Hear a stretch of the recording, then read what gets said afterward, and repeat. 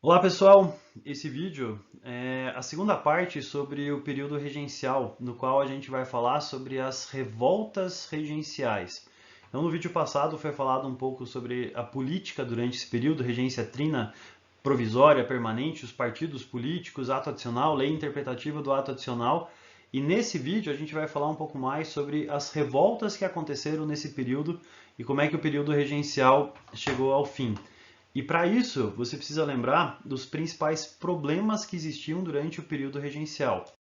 Os problemas que nós temos são vazio de poder, existia um imperador que não podia governar, e existia um governo regente que não tinha governabilidade porque os partidos brigavam entre si. Existia um regionalismo maior do que o nacionalismo, não existia ainda o sentimento de sou brasileiro, existia o sentimento de sou gaúcho, sou paulista, mas não o sentimento de nacionalismo. E outro problema que a gente tem é uma miséria, né, da população. 70, 80% da população brasileira era pobre durante esse período. E esses três problemas combinados durante o período regencial, eles vão ser responsáveis pelo surgimento das revoltas regenciais. Essas revoltas regenciais, elas vão tomar conta de praticamente o Brasil inteiro, né? Aqui você tem um mapa de aonde aconteceram as revoltas regenciais aqui no Brasil, ou as mais importantes que aconteceram aqui no Brasil. E essas revoltas, elas têm algumas características, né? Primeira característica, elas são regionais. Se elas acontecem num lugar, elas acontecem só naquela região. Elas não tomam conta do Brasil inteiro, por exemplo. Elas não tomam conta do território nacional. Elas são regionais. E segunda característica, que é uma característica bem importante dessas revoltas, elas são revoltas emancipatórias, ou seja, elas são revoltas que acreditam que a melhor solução que existia para o Brasil era se separar do Brasil. Tipo, não concordamos com a política, não concordamos com o governo, não concordamos com o reinado de Dom Pedro, a gente quer ser uma república, então o que a gente faz? Se separa do resto do Brasil e faz um país separado. Então, durante esse período regencial, a gente teve pelo menos duas independências que foram proclamadas aqui no Brasil. E o Brasil quase deixou de existir, né? A gente teve o surgimento aí de novos países que se desmembraram do Brasil. Então, essa característica emancipatória, essa proposta de emancipação política, era uma característica muito forte dessas revoltas regenciais. A revolta mais conhecida de todas é a revolta da Farroupilha, também conhecida como a Guerra dos Farrapos. A Guerra dos Farrapos, na verdade, o nome ele é um pouco pejorativo, porque o exército brasileiro dizia que os farroupilhas eles não tinham uniformes e eles usavam farrapos, o que na verdade era só uma forma de tentar tirar sarro deles, porque não era verdade essa situação. Então, o que é essa revolução farroupilha aqui? A Revolução Farroupilha ela acontece no Rio Grande do Sul, che. E o Rio Grande do Sul era um estado que era muito conhecido, né, por causa da sua produção de gado bovino. Então, lá no Rio Grande do Sul, nos Pampas Gaúchos, você teve uma colonização que está ligada à produção de gado bovino. Né? Os gaúchos eles soltavam gado no pampa, depois eles laçavam esse gado, eles matavam o gado, depois eles tiravam primeiro o couro e depois as outras coisas do boi. Eles aprenderam com o tempo a preservar a carne com salmoura, sal, né, e secar essa carne fazendo charque. E o Rio Grande do Sul era o principal fornecedor de charque para o resto do Brasil. Só que o gaúcho nunca se sentia muito gaúcho, né? Porque ele tem um jeito particular de se vestir, de se falar, ele tem hábitos que são típicos, ele não tinha um governo muito ligado com o governo do Rio de Janeiro, então o gaúcho já não se sentia muito brasileiro. Só que o governo brasileiro, né, o governo regencial, ele aumentou o imposto sobre o sal. E o sal era um produto essencial para você produzir charque. E com esse imposto a mais sobre o sal, custava mais barato você comprar charque da Argentina, por exemplo, do que você comprar charque do Rio Grande do Sul. O governador, ou um dos líderes dos estancieiros, não governador, um dos líderes dos fazendeiros gaúchos, chamado de Bento Gonçalves, ele vai dizer assim, ó, já que a gente não é muito brasileiro mesmo, né, já somos mais gaúchos do que brasileiro, e estão aumentando o imposto sobre o sal, estão basicamente expulsando a gente do Brasil, né, forçando a gente a se separar do Brasil. E Bento Gonçalves vai se tornar um dos líderes dos fazendeiros, dos estancieiros dessa revolta. E aqui a gente tem uma característica importante dessa revolta. Essa revolta é uma revolta que envolve mais a elite gaúcha, os fazendeiros, os donos de terra. Então, essa é uma revolta muito mais elitista do que outras que a gente vai ver. E o que aconteceu? Esses fazendeiros, esses estancieiros, eles vão formar o exército Farroupilha. Esse exército Farroupilha vai conseguir declarar a independência do Rio Grande do Sul, né, que é chamado de República Piratini. Então, o Rio Grande do Sul se separa do resto do Brasil em 1835. Essa separação vai subir para a região onde é que hoje é Santa Catarina. No meio disso, você tem a atuação de um revolucionário italiano chamado de Giuseppe Garibaldi. Então, o Giuseppe Garibaldi ele vai ser um dos caras que vai levar essa revolução através do mar lá para Santa Catarina. Eles vão declarar a independência de Santa Catarina, né, na República Juliana, e esses dois estados juntos eles vão formar a República Rio-Grandense em 1837, que vai ser um país separado do resto do Brasil. Não que isso foi reconhecido por ninguém, o único que reconheceu foi o Uruguai, que reconheceu a independência do Rio Grande do Sul. Então, o Rio Grande do Sul se dizia independente, mas o governo brasileiro e ninguém mais reconhecia essa independência. Mas por um período de aproximadamente 10 anos, o Brasil perdeu o Rio Grande do Sul. Como é que terminou essa revolta? Já no segundo reinado, já durante o governo de Dom Pedro II, esse sujeito que aparece lá de uniforme azul, né, chamado hoje de Duque de Caxias, né, ele ainda não era duque durante esse período, ele era o Barão de Caxias durante esse período, ele vai ser enviado para acabar com essa revolta.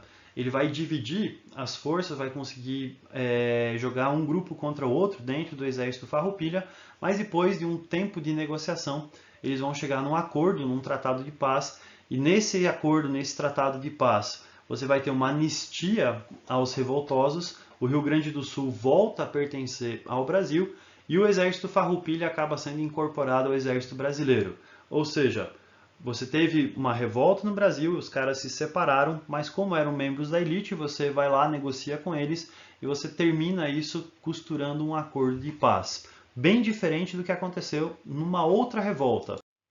Essa revolta é a revolta da cabanagem. A revolta da cabanagem, ela acontece no Grão-Pará. O Grão-Pará é o lugar, a província onde é que hoje nós temos os estados do norte, Amazonas, Pará, né, que formava essa grande província do Grão-Pará, né, pelo que você consegue ver no mapinha, né, a parte verde que aparece lá no mapa lá em cima. E nesse lugar você tinha uma população que era muito pobre, né, que eram os chamados cabanos, principalmente por causa das habitações que eles tinham, né, que eram as grandes cabanas que eles viviam no meio do mato. Então, eram descendentes de indígenas, eram pequenos agricultores, pequenos comerciantes, caras que faziam agricultura de subsistência. Esse grupo, essa camada pobre, era conhecida como cabanos. Né? Então, aqui você tem uma representação de como é que eram as habitações, as moradias deles. Em 1835, a situação se tornou insustentável na província do Grão-Pará, o que levou a uma revolta popular. Esse povo se juntou com a elite, né, principalmente liderado por um cara chamado Clemente Maucher, e esses caras eles vão fazer uma revolução dentro dessa província do Grão-Pará, vão assumir a capital, que era Belém do Pará, e vão decretar a independência da República do Grão-Pará. Ou seja, o norte brasileiro também se torna uma república independente. Não reconhecida, mas se torna uma república independente. O problema é que entre a elite e o povo, você começa a ter algumas divergências. E uma dessas divergências era a respeito da abolição da escravidão. Porque a elite brasileira, a elite do Grão-Pará, dependia dos escravos. Eles não queriam abolir a escravidão, enquanto que outros cabanos defendiam ideias abolicionistas, né, outras ideias mais populares. Com isso, a elite acaba pulando fora desse movimento, né, em alguns casos até trai o movimento e se associa às tropas governistas. O governo brasileiro, o governo dos regentes, manda o exército para acabar com essa revolta. Eles não tinham efetivo suficiente, eles contratam um mercenário, né, os esforços de um mercenário inglês, o almirante Cochrane, para acabar com essa revolta, e você acaba nessa revolta aí com um grande massacre. Estima-se que de 30% a 40% população da província do Grão-Pará, em torno de 30 a 40 mil pessoas, né? Tinha em torno de 100 mil pessoas vivendo lá naquele tempo. 30 a 40 mil pessoas acabaram sendo massacradas durante essa revolta, que é a revolta da cabanagem. Tá? Então, a revolta da cabanagem foi uma revolta liderada por pobres e elite, se torna uma revolta só popular e acaba com um grande massacre. Outra revolta que nós temos é a revolta do Malês. A revolta do Malês é uma revolta que acontece na Bahia com escravos islamizados. Então, os escravos que vinham para o Brasil, eles vinham de diferentes regiões da África. E alguns escravos que vinham para a Bahia, eles vinham principalmente da costa onde é que hoje é a Nigéria. E esses escravos, eles eram escravos islamizados, ou seja, eles eram escravos muçulmanos. E o escravo islamizado, ele tinha uma cultura, ele tinha práticas, características diferentes dos outros escravos. Eram escravos letrados, ou seja, eles eram alfabetizados, eles sabiam ler e escrever, principalmente, né, por causa da prática religiosa, da leitura do Alcorão.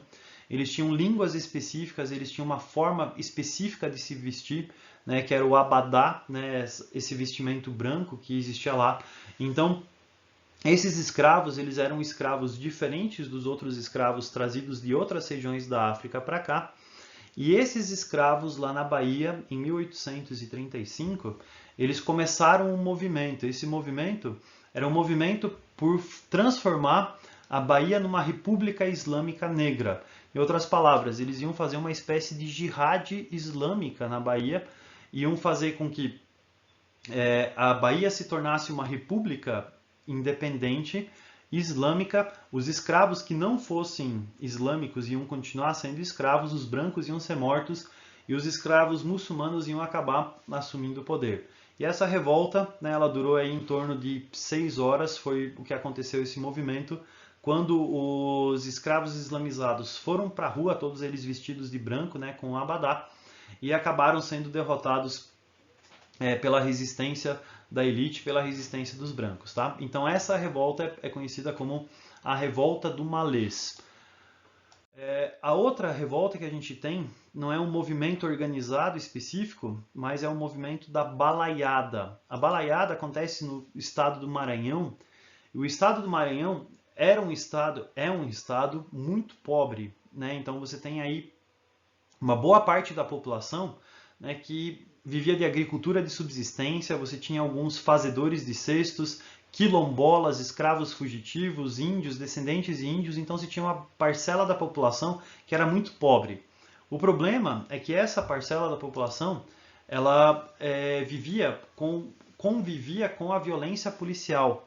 Então você tinha uma parte da população que sofria abusos da autoridade, abusos do exército, da Guarda Nacional. Você tinha abusos da polícia daquela região, violência policial. Então existia esse convívio da população mais pobre com esse abuso de autoridade que acabava acontecendo.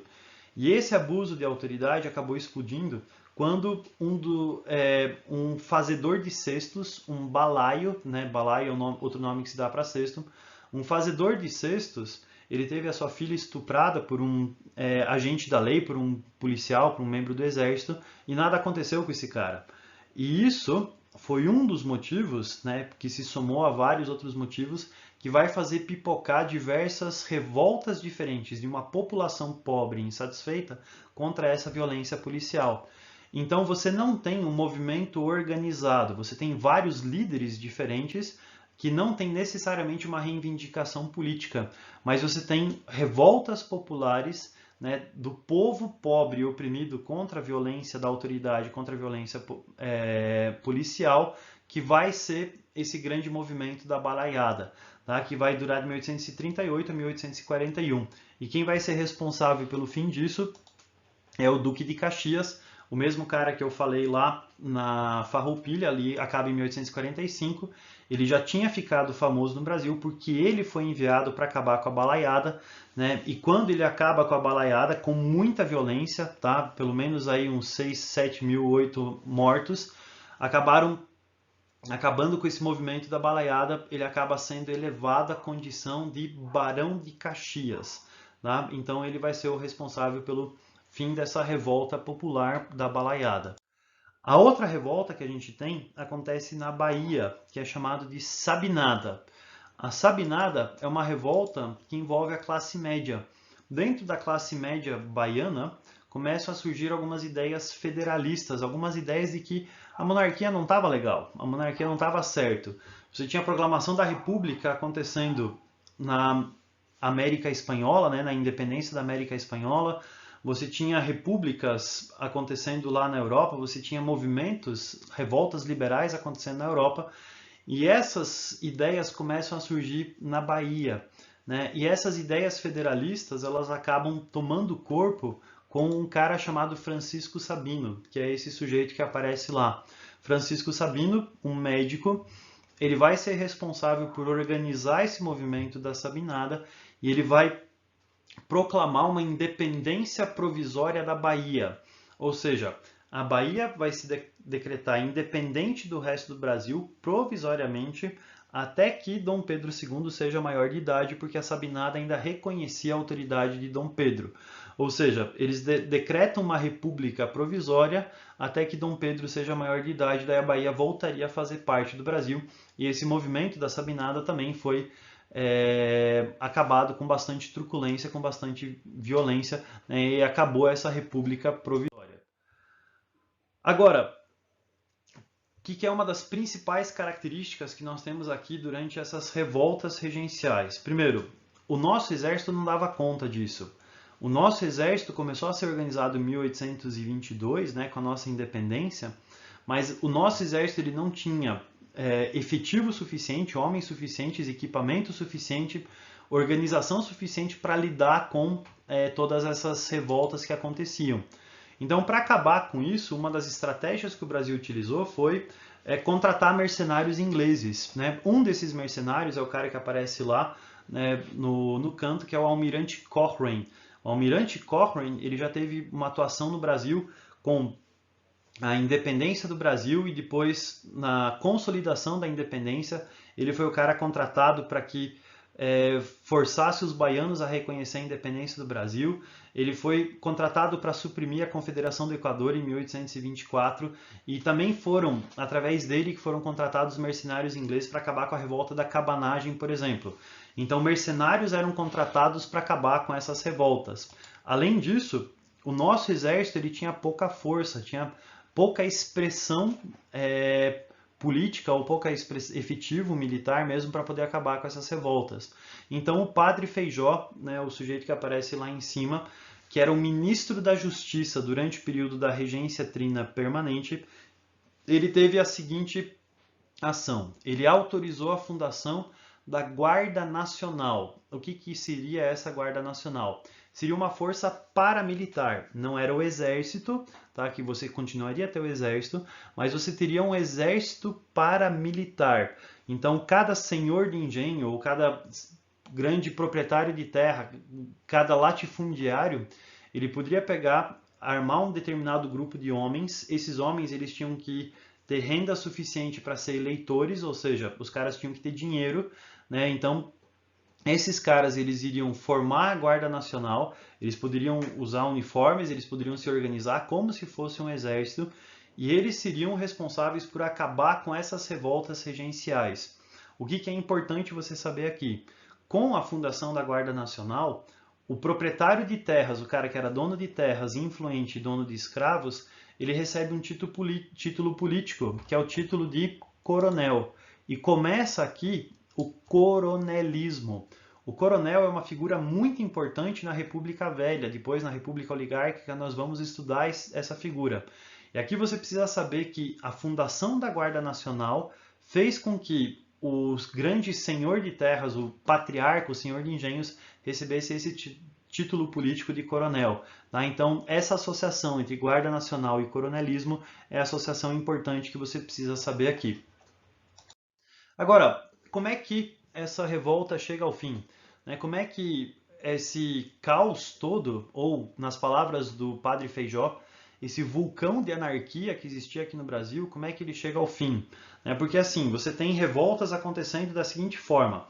O norte do Brasil se tornou independente, política do Grão-Pará, né? A revolta do Grão-Pará. O Rio Grande do Sul se tornou independente, República Rio-Grandense. Você tem revoltas de pobres e de ricos, de escravos na Bahia, classe média na Bahia, pobres no Maranhão, vazio de poder entre os regentes. O Brasil estava um caos, o Brasil estava perto de se esfacelar territorialmente, porque o Brasil estava muito próximo de ele perder a sua unidade territorial e se transformar em vários países diferentes.